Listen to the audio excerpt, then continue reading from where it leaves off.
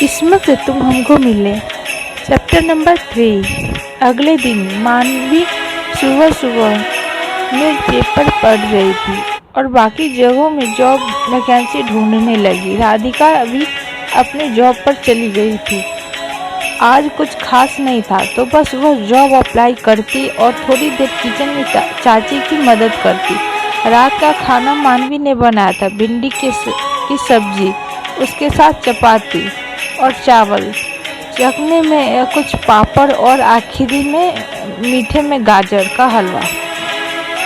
सबने खाने की बहुत तारीफ की। आज का दिन अच्छा गया था।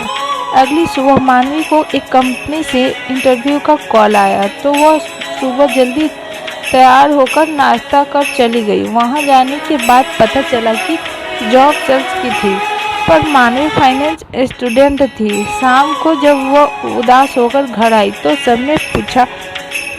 सबके पूछने पर उसने सब बता दिया। राधिका बोली, कोई बात नहीं, अगली जॉब फाइनेंस की होगी और जरूर मिलेगी, देख लेना। मानवी हाँ में सिर हिलाकर अपने कमरे में चली गई। तभी उसके फोन पर बाबा का कॉल आया तो उसने उठाकर बात किया। वह समझ गया कि मानवी उदास है तो पूछा, क्या हुआ? मानवी ने आज के बारे में सब बताया तो बाबा ने कहा, इतना टेंशन मत लो, तुम्हें नौकरी जरूर मिलेगी। ये बोल उन्होंने टॉपिक चेंज किया और दोनों ने कुछ देर और बात करी। थोड़ी देर बाद आई से भी बात हुई। आखिर में आरब से भी बात किया और रोज की जैसे उसकी टांगे खींचे उसे सताया और फिर हंसाया। मानवी रात को मुस्कुराते हुए सो गई। वह हमेशा इस बात की शुक्रगुजार थी कि उसका परिवार बहुत अच्छा था और उसे अच्छे से समझता था। उसी रात दूसरी ओर अभिमन्यु का कारोबार इंदौर, नागपुर और औरंगाबाद, पुणे और मुंबई में फैला हुआ था। वह हर महीने मुंबई आता और अपने बिजनेस को मॉनिटर करके चला जाता। उसके घर में उसकी माँ, पिताजी और एक बहन है। वे सब इंदौर में रहते हैं। ये काम अभी तक पूरा क्यों नहीं हुआ? अभिमन्यु उस मैनेजर और किशोर पर चिल्लाते हुए पूछा। किशोर, अभी हो जाएगा सर, बोल। अभिमन्यु ने केबिन से बाहर निकल गया। दरअसल अभिमन्यु एक नए प्रोजेक्ट के प्रपोजल पर काम कर रहा था और आज प्रपोजल सबमिट करने का आखिरी दिन था, जो किशोर ने अभी तक सबमिट नहीं किया था। अभिमन्यु लापरवाही कभी नहीं चाहता था। उसे हर काम टाइम पर और पूरी तरह खत्म करना जरूरी समझता था। इसी वजह से आज उसकी कंपनी बहुत ऊंचे स्थान पर थी। थोड़ी देर बाद किशोर आया और काम खत्म होने का ईमेल दिखाया। अभिमन्यु ने बोलकर अपना काम करना शुरू कर दिया। अभिमन्यु इतना मेहनत करता है कि कभी कभी वो पूरी रात ऑफिस में काम खत्म करने तक रहता। वो अपने आप को अपने बिजनेस में पूरी तरह उलझा कर रख चुका था। उसका कोई पर्सनल लाइफ नहीं था। अपने फैमिली के साथ थोड़ा वक्त बिताता और सारा दिन काम करता। पर अभिमन्यु हमेशा से ऐसे नहीं था। 6 साल पहले अभिमन्यु कॉलेज में टॉपर था, फिर IIT करी और कुछ साल लंदन बिजनेस स्कूल में MBA कर इंडिया वापस आया और अपने पिता का हाथ बटाने लगा बिजनेस में। इस दौरान उसकी मुलाकात शोभिता से हुई। शोभिता चौहान, राणा चौहान इंदौर की जाने माने हस्ती की बेटी थी। वो दोनों पहले एक अच्छे दोस्त बने, फिर प्यार हुआ। 1 साल रिलेशनशिप में रहने के बाद अभिमन्यु ने उससे शादी के लिए पूछा तो शोभिता ने हाँ बोला। 2 महीने बाद दोनों की सगाई हुई।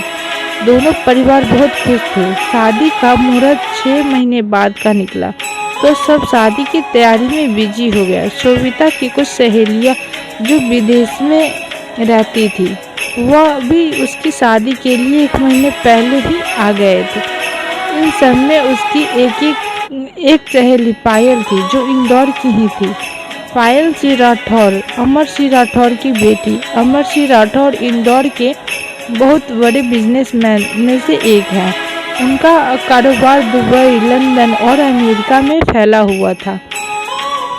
पायल उनकी इकलौती बेटी थी, लेकिन पायल की एक बुरी आदत थी कि वो बहुत जिद्दी थी। अगर उससे कुछ पसंद आ जाता तो वह उसे पाकर ही रहती थी। सविता की शादी में आई तो उसकी नज़र एक बिजनेस मीटिंग में अभिमन्यु पर पड़ी।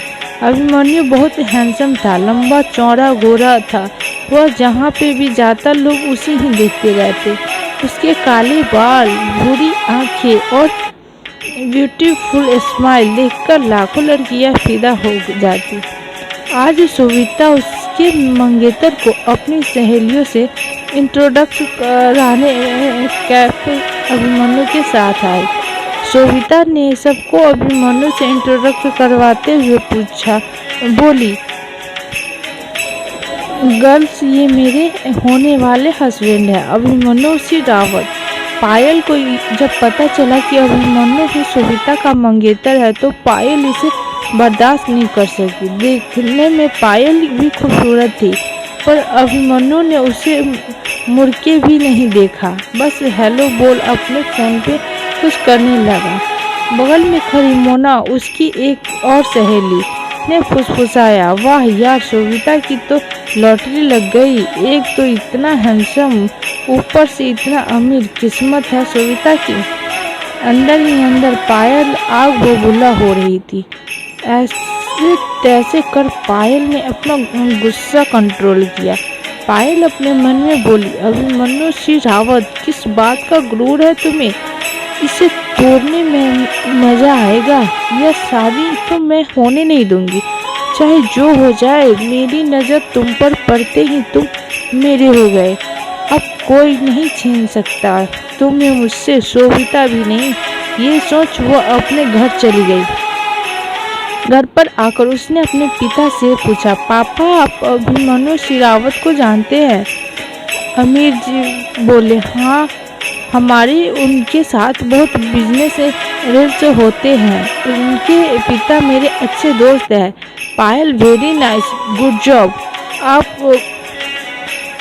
आप उनसे मिले भी हैं। मुझे वह पसंद है। आप उसके घर रिश्ता लेकर जाइए, मेरे और अभिमन्यु का रिश्ता। अमर, पर बेटा, अगले महीने अभिमन्यु और सविता की शादी है, तो तुम्हें तो पता ही होगा ना। पायल, हाँ, पर मुझे अभिमन्यु पसंद है, मुझे वह चाहिए। पर गुस्से में बोल, आपका दिमाग खराब हो गया है? अमर गुस्से में बोला, आपका दिमाग खराब हो गया पायल?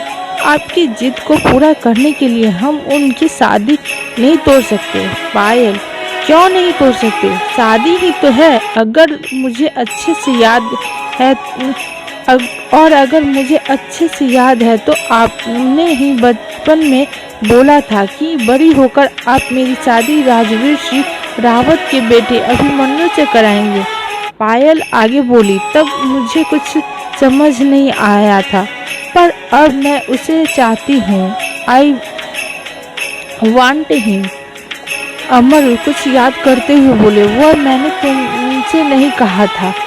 फिर गुस्सा होकर आगे बोला, और वैसे भी अब उसका कोई फायदा नहीं। अभिमन्यु और सविता एक दूसरे से बहुत प्यार करते हैं, तुम उनसे दूर रहो। ये बोल अमर जी चले गए। उनके जाने के बाद पायल बोली, ऐसे कैसे जाने दो पापा, अब तो वो ही मुझे चाहिए। कुछ दिनों बाद शॉपिंग मॉल में अभिमन्यु सविता को शादी के दिन कुछ गिफ्ट देना चाहता था, इसलिए वो आज मॉल आया था। यहाँ पायल को भी कुछ कपड़े लेने थे तो मॉल आई थी। दुकान के अंदर कुछ ढूंढते वक्त उसकी नज़र अभिमन्यु पर पड़ गई तो पायल स्माइल कर उसके पास गई। वैसे तो अभिमन्यु के आसपास लड़कियां हमेशा घूमती थी, पर वह किसी भी लड़की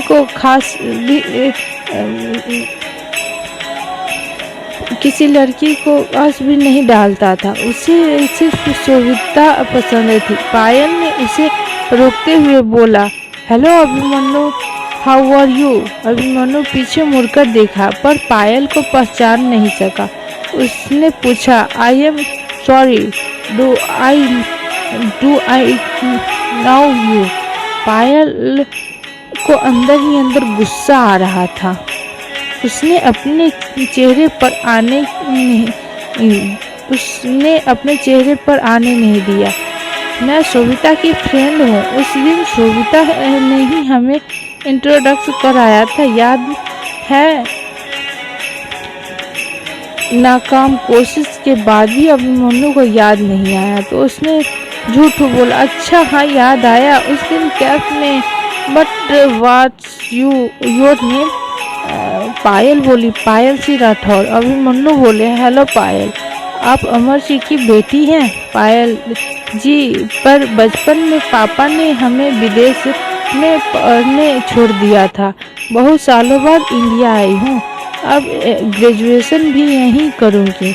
अभिमन्यु, अच्छी बात है, चलो मैं चलता हूँ, और भी काम है। पर पायल उसे रोकते हुए बोली, ऐसा क्या देखा उसमें? अभिमन्यु भाव उठाकर पूछा।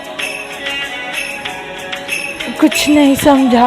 पायल उसके करीब आकर पूछी, शोभिता में ऐसा क्या देखा? अभिमन्यु पीछे हट गुस्से में बोला, तुम्हें बताना मैं जरूरी नहीं समझता। ये बोल अभिमन्यु जाने ही लगा था पर पायल ने उसका हाथ पकड़ अपनी ओर खींची। अभिमन्यु, मैं तुमसे प्यार करती हूँ। I love you. प्लीज समझो, जब से तुमने देखा है दिन भर तुम्हारे बारे में सोचती हो। शोभिता को छोड़कर मुझसे शादी करो, मैं तुम्हें बहुत खुश रखूंगी। अभिमन्यु अपना हाथ झटकते हुए बोला, ये क्या कर रही हो तुम? दिमाग खराब है तुम्हारा? दूर रहो मुझसे और शोभिता से, वरना मुझसे बुरा कोई नहीं होगा। ये बोल अभिमन्यु चला गया। अब पायल का गुस्सा बेकाबू हो गया था। अपना पैर पटक मॉल में चली गई और किसी को कॉल किया। सामने से एक शख्स ने फोन उठाया तो पायल ने बोला, काम है तुम्हारे लिए, किसी को उठाना है?